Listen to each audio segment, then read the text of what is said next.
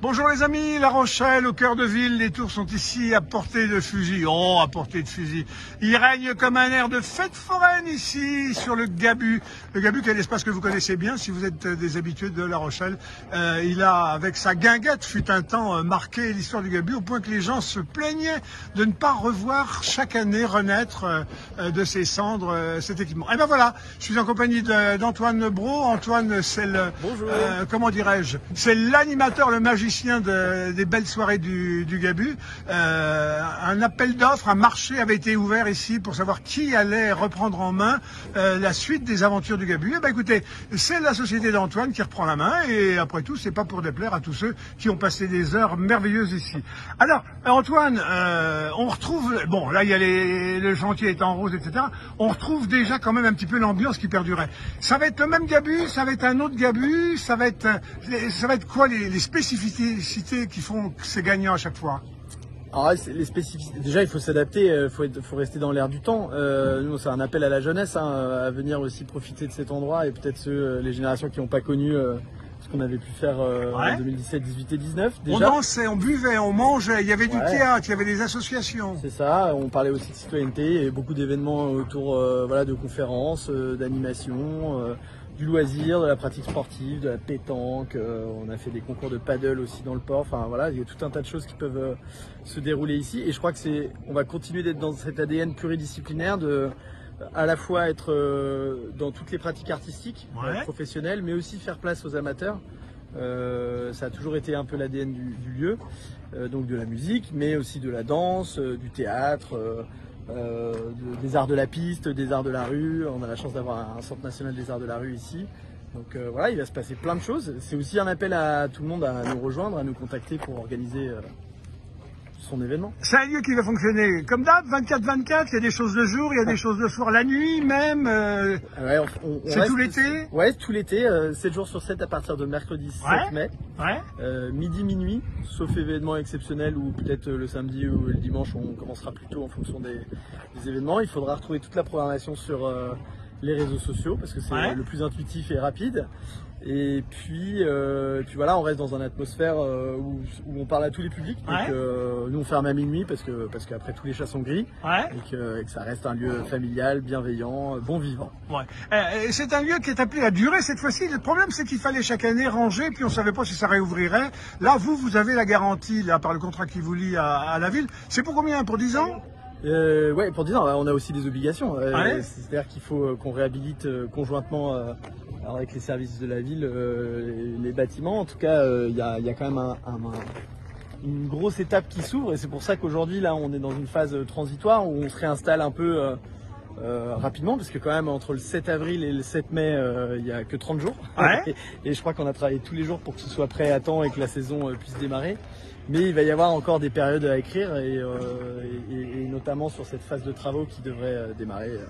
Antoine, tout ce qui est l'utilisation des espaces interstitiels, les gens en ont fait l'expérience, on voit que ça va reprendre peut-être. Et puis par contre, il y a des éléments majeurs là, il y a des bâtiments, et du coup, ils vont pouvoir entrer dans votre activité, ces bâtiments, avec le temps, d'ici 10 ans. Alors, il y a ce qu'on appelle la maison du notaire, bon, qui était l'ancienne belle maison, qui est là au milieu, qui trône. Il y a les sheds qui traduisent le passé un peu industriel du lieu, les bâtiments en shed. Et puis, il y a ce bâtiment administratif derrière qui est tout peint, là, qui a été le siège de l'administration des affaires maritimes.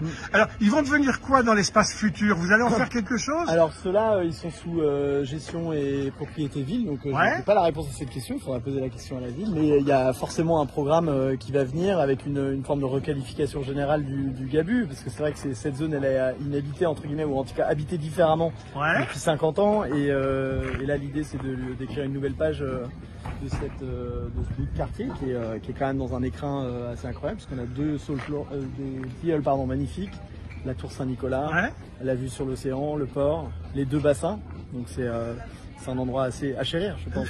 Les sheds, il y a plein de gens qui imaginent que ça pourrait être un grand préau, on se retrouverait pour des grands banquets, là on sort son pique-nique, on déballe son sac quand il pleut, etc.